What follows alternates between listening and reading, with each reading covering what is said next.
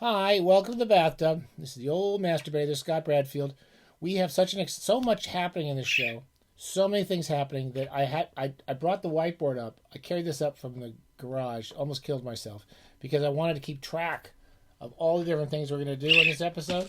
And look, it's such a mess, you can't even really read it anyway. And I've got a desk. My whole office is filled with books because we're going to talk about three incredibly prolific and entertaining writers today. And we're going to have a countdown of theme shows. Dodo, shut up. We're going to have a countdown of theme shows, 4 different theme shows for the price of one. And the price of one bathtub episode is nothing. You don't get anything, and you can get 4 of them. So I'm going to do this really quick. I'm going to try to give all these 3 wonderful writers and very entertaining, well-lived and much productive writers as much due as I can, and we'll talk about them all in the future. But the first of our theme shows. So we're going to have 3 theme shows. And the first one is this one.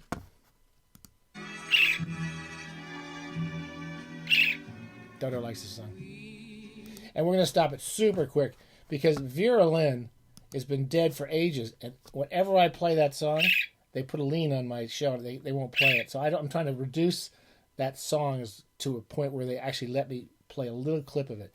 That's when we say goodbye to some important writers and wonderful writers, or writers who give us a lot of entertainment over the years. And we're saying goodbye to 2 writers this week. One who just died, and that would be Ron Goulart. Here's 2 random copies of Ron Goulart books. Ron Goulart just died this week at the age of had a good life, 89, I believe he was. Ron Goulart wrote dozens and dozens, perhaps into the hundreds, of paperback novels when I was growing up. Lots of them. All of them are very short. They're very funny. They're sometimes ridiculous. They're sometimes so glib and funny that they move along very fast. Just stay there, Dodo. This one's called Plunder. I haven't read that from the old Beagle books. Kind of a cool old book. And here, I don't have even a fraction of Ron Goulart's books, but I have these. And I have another probably a stat close to that. He published 3, 4 times, 5 times as many of these books. They're all pretty funny. He wrote very funny short stories. He started off writing a lot in science fiction and fantasy, and they're just really comic, hilarious stories. He's one of his more famous books was this one. Hold on. It was called After Things Fell Apart. And it's set in the Bay Area. Ron Goulart is one of the, he's a homegrown California boy. He was born in Berkeley, I believe, or in the Bay Area. And this is it's sort of a takeoff on the 60s and how everything's falling apart, the 60s radicalism and so forth. And that everyone's running off around. They have all these little communes running all over the place. I never remember a Ron Goulart plot after I've read it. I forget, I've read them, but they go by really fast. He's technically a really smart writer. And he really had fun. That's all I can say. He did so many different things. So he did kind of comic fantasies. This one called Suicide Inc. I haven't read that one.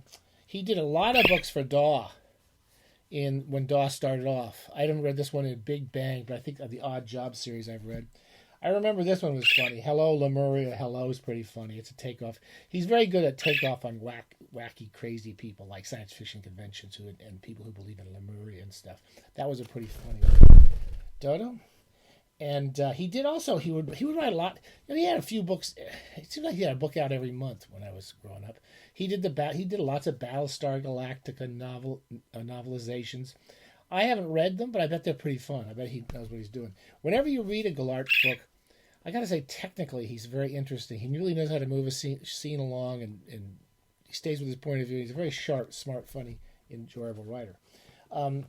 What did I read? Hail Hibbler. I don't remember that. I don't remember that one, but I think I did read it. When the Sleeper Wakes. I think that's another one set in California. I liked a lot of the California satires. The Tin Angel, I don't think I read that, but it's got a dog on the cover. I think our friend, the Outlaw Bookseller, did something about that. Gadget Man, I just read that. That was kind of silly. I don't know if it was my favorite Goulart. I read that recently just kind of in honor of him, to remember him. And I did read something else in here, but I can't remember which one it was. He also wrote a lot of He did the Vampirella series, which are kind of hard. They're kind of expensive now. He also, near the end of his life, he wrote a bunch of mystery novels. All three of the writers we talk about today started off in genre SF and fantasy, and then near the end of their career were writing a lot of mysteries and thrillers. And Goulart wrote a series of books in which Groucho Marx is the detective. I have not read those, but I think they're probably pretty funny. The stories I always remember most about Ron Goulart, and whenever I think about him, is he wrote a story. It's in one of these many books, but I'll be damned if I know where it is. Yeah, it's another stack somewhere. I mean, I really have... This is just a small sample of the stuff he's done. Oh, no, I see it there. He used to write a series of stories about an intergalactic freelance writer. I forget his name. He had like a Latin name. Jose Silveira, I think was his name. Anyway, every story was about this freelance writer trying to get paid. And he would have to go off and rappel down corridors, and he would sneak into intergalactic spy organizations to get these people to pay him for the money all the work he did for them. They're pretty funny. They were always pretty funny. Anyway, Ron Goulart, our old friend Adam Davidson was he used to publish him a lot at F&SF, and Adam used to always tell me how much he loved Ron Goulart. Anyway, there's a stack of his stuff. The other person who died a couple of years back, and we should have talked about him at the time, and I wanted to talk about him, but we didn't get a chance, and that's Richard A. Lupoff. I think that's one of Lupoff's first novels. It's called 1,000,000 Centuries. He died a couple of years ago. I met Lupoff when I was a teenager. A wonderful lady named Quinn Yarbrough. I'll try to show you her book in a minute. She wrote the Saint Germain vampire books, which I haven't read yet. A lovely, nice person who was very kind to me when I was like 14, introduced me to all these writers. And I remember meeting Lupoff as a 14-year-old, and he was a really great guy, very friendly and a very nice man. And he used to write, he's kind of best known for kind of writing pastiches. So he wrote, this is like a E.R. Burroughs type novel. And then he did these kind of like, this is kind of looks like a Wellesian, it's set in the past. I think a lot of what's called steampunk now, steampunk science fiction stuff set in the past, seems to have had a lot of influence from people like Richard Lupoff. I have not read this one, Sword of the Demon. I think that's supposed to be one of his better fantasies based on Japanese mythologies. Here's a book of his he did, all in color for a dime. One of the very first, both Ron Goulart and Lupoff wrote very well about popular culture, particularly comic books, the history of science fiction, pulp novels, paperback novels. And they were kind of the last generation of people who could, get paperback contracts and write several paperback novels a year of the mass market size and make a decent living. Anyway, this is a book of essays. It's got stuff like Harlan Ellison's an essay. These are original essays. Harlan Ellison's in here, and so is Ron Goulart, writing about comic books and their love for popular fiction. Those are all worth reading. This is not Lupoff's, this is considered quite a good one, and that's supposed to be a very good one. But I think almost everything Lupoff wrote was a very interesting muscular intelligence in there. And he really liked to play off popular culture, play off stuff. Here's, give you an example. He worked in a series of Robert E. Howard books, and he helped write the ending, I think. And he wrote an introduction to this little-known Robert E. Howard story. I think he may have written part of it. It was lost. Cheers to Ron Goulart and Richard Lupoff. We will never see their likes again. The people being able to write that many paperbacks that were in the revolving racks and make a living writing fun, popular fiction just doesn't exist anymore. Here's another book. He was one of the first people to write a kind of a serious appreciation of Edgar Rice Burroughs, who was considered a children's writer, a teenage writer, or just adventure writer. And I read this years and years ago. I was never a big Burroughs fan, but I did enjoy reading this book when I was 15 or 16. It almost made me want to read more Burroughs. Here's some other ones. This is Circumpolar. And look at this. Is some of these old beautiful books. Beagle Books. What a weird looking book. Wasn't that cool? Sacred Locomotive Flies. No one's going to publish a book that weird and fun today. And finally, I thought the last thing I would talk about. Look at all this stuff. It's going to be a huge. It's a carnival of books. This was the most interesting book of his, Space War Blues. It's a takeoff on. I read some of this years ago. It's about all these American colonies in outer space, and like in Alabama, there's a lot of kind of rednecks on this spaceship and this one planet. And there's another one, I think they're Haitians? I can't remember, but different, and Japanese, all these different cultures that are developed on these different planets in outer space. And they're flying around in these spaceships that are like sailing ships with solar sheets on them. I read this, the first part of this, one section of this was published in Harlan Ellison's Again Dangerous Visions when I was 15 or 16. And it was a great story. It really knocked you out. Just stylistically it was fun. And there was this book has an introduction by Harlan Ellison, which is probably as long as any chapter in the book. And it's about the long, he and Lupoff were good friends. And Ellison, Lupoff, and all the writers we're talking about today were all pretty good buddies. And he talks about how, he wanted to help Lupoff get money for this book, and he couldn't because Lupoff published the story in his book first, and blah, blah, blah. Anyway, it's kind of a fun introduction. Anyway, I just want to talk about those two writers, and then get to we have a second theme show, because there's just so much happening in this episode. And here's it. You tell me if you know what this theme show is about.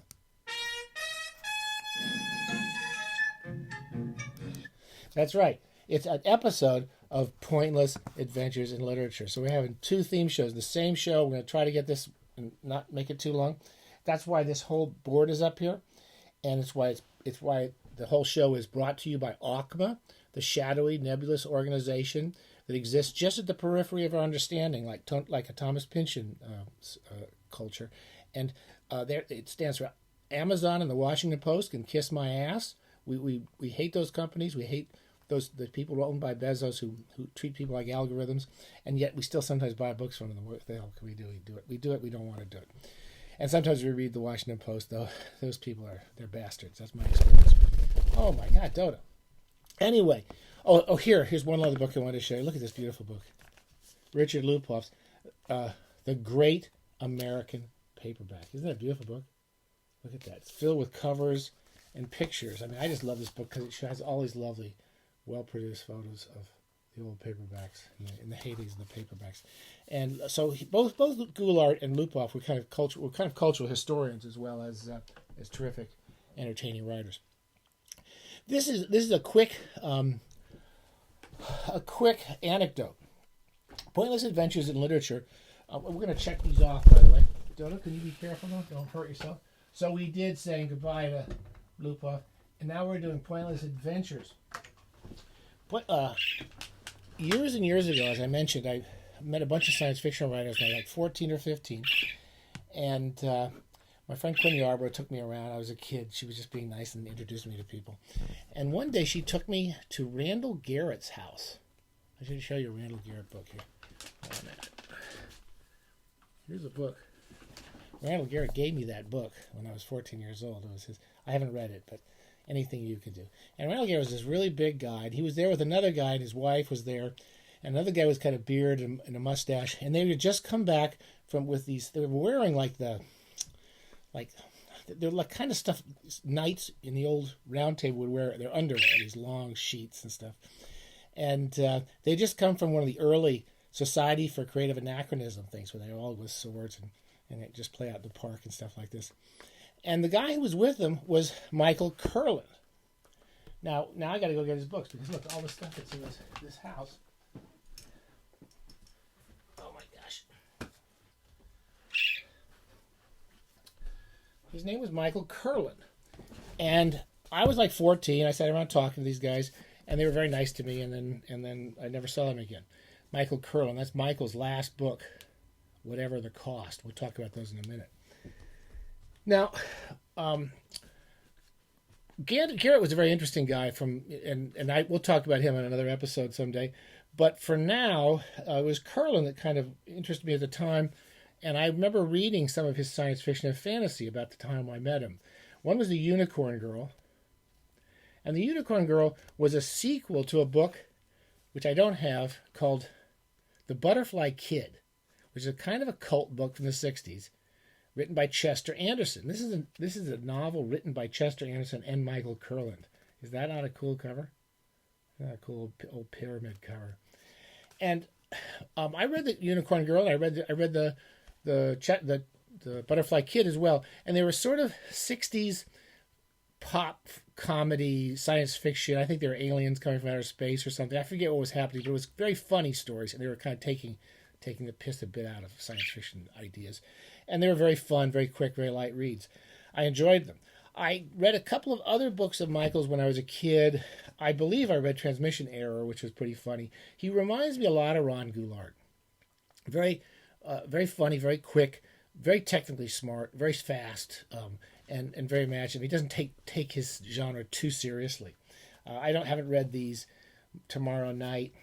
I think that's kind of it looks like a Connecticut Yankee, some guy going back in time. I don't know Pluribus either.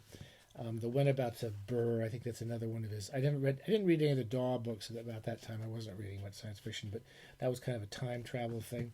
And then, of course, there's this. Also, Kurland edited a lot of things. So he actually edited, all these people were kind of friends of my old friend Avram Davidson, who we've talked about. And Michael actually edited some really important volumes of Avram's books. First Cycle, I don't know that. Anyway, so 14 years, I was 14 years old. And then 50 years later, my wife is teaching Chinese over here in the clubhouse in our condo we live in. And she was quite happily doing it. She would have her students over every once in a while. And we would have Christmas parties before the pandemic hit. Cheers. And one day at the Christmas party, a couple of people were here. One of her students was named Linda, and her partner was there sitting at the table. And I hadn't quite cottoned on anybody. And this is 50 years later, and somewhere along the line, someone mentions that the guy over the table knows Greg Benford, who's an old connection of mine, very kind man to me over the years. And this guy says, "Oh, I know Greg." And we started talking, and it was Michael Kurland. 50 years later, he shows up in my living room. And so anyway, we started talking. I brought him up to my office, and I'm pretty sure that was when he signed all my books. Let me see. But I mean, I said to him, "What's the odds of, you coming to this house, and I've got all the Michael Kurland books in here." And there it is. He signed it that day. What day would that be? Anyways, I don't think he dated it. There's Michael's. Anyway, we got to know Michael and Linda, very good friends of ours here in San Luis. And, here's another weird coincidence. Michael Kurland wrote the introduction to the fifth volume, The Collected Lafferty. And Richard Lupoff wrote the introduction to the Collected Lafferty Volume 4. And at the time I met him, Kurland had just come out. I was writing the introduction to, I think, Volume 7, this incredible series of Lafferty collected stories. I mean, I said to him at the time, he and I are probably the only people in San Luis Obispo who know who R.A. Lafferty is. And we're at the same Christmas party. How do you figure that? Okay, now, that's the end of that part.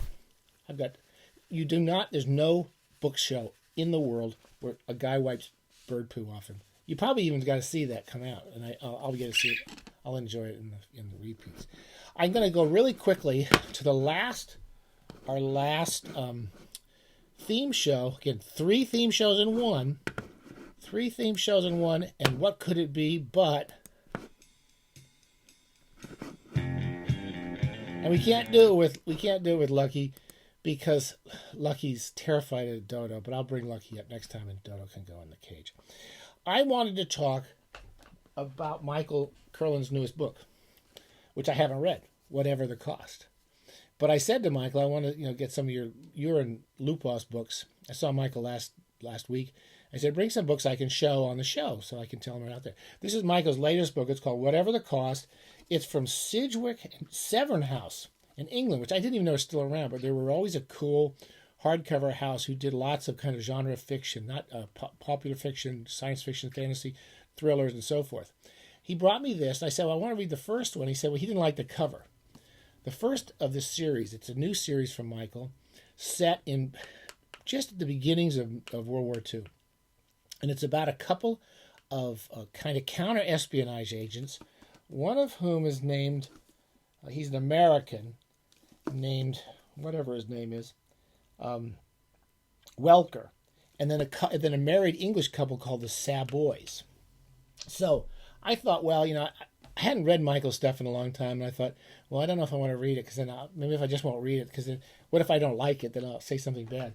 But what I did do is I picked up the, so Aukma, I hate Amazon, but sometimes Amazon's useful. So what I did is I got the opening chapter of the first book in this series called The Bells of Hell, that's set in the late 30s, I believe, in New York. And it's the first of this series with these returning characters. And I read the first 20 pages, and I loved it. It's really, really a fun book. I haven't read the second one, but the first one is so smart. Anyone who likes kind of thrillers, World War II history, particularly it's very good about New York and the people living in New York, like typesetters, and the people who are going to all these kind of German Bund rallies, and people who are going with these America First. What was that guy's name? The guy in the plane. America First rallies. And he's really, really good at all these different types of characters, both in New York and in Germany, just as this horrible future is starting to develop. And the two characters, Welker is a kind of a guy who's got a special deal with the president, FDR, and the Savoys are this kind of aristocratic couple who have a kind of marriage of love and convenience. The man is gay, and the woman likes to sleep around while doing spy stuff and trying to save her country and so forth. All the characters are fun. You can't put the book down. Cheers. It's very entertaining, and I will definitely read whatever the cost and try to do a whole show just on that one. Okay? So I was going to read a little passage from it. Let me read just one paragraph. This is just the end of this is the afterword. How often do you read an afterword to a good thriller? He says at the end, this is Michael Kurland. This is a work of fiction leavened with a smattering of truth, set in a remarkable period of human history. The characters in here are my creations, no matter what names they bear, and it is not fair to their historical counterparts to take anything I have said about them as what they actually may have believed, thought, or said. In some cases, I have alluded to what it is reported they said and reproduced what it is asserted they thought. But as I was not present and do not claim to be a mind reader, I can only say that I write in good faith and have not deliberately attempted to misrepresent the actions or beliefs of any historical characters. There's lots of real characters in it. Anyway, even a kind of disclaimer at the end of the book is funny in Kurland's writing. The whole book is fun. You're looking for an interesting, unusual World War II set thriller. I never read World War II set thrillers, but I really enjoyed this one. Okay, so it's called The Bells of Hell. It's easiest to get on. I don't normally like you to buy books on Kindle, but that's the easiest way to get it. I read the Kindle version. I couldn't put it down, and then this is available from Severn House, and you could try to find that off Kindle if possible. All right, and again, Michael was big friends with Lupoff and with Goulart, but particularly Lupoff, and the friendship between Kurland and Lupoff. Lupoff was coming through town. I kept wanting to meet him again, and when he died last year, and they were good old buddies. So this is kind of an homage to both of them and their great work over the years. And Michael's still producing really, really, really smart, funny, interesting stuff. That's much too long. I was going to do a fourth. Did we take off the box? No, we didn't take off the box. So we did Puppy Noir and self-promotion. I want to do self-promotion, have four topics in one show, and that is really simply, I finally published this stupid bathtub book. It's available, I know, on Kindle. We're total hypocrites. And I'll send you a free PDF if you want it. You just have to get in contact with me. I'll send you a free PDF so you don't have to give that bastard Bezos a nickel. Okay. Bye.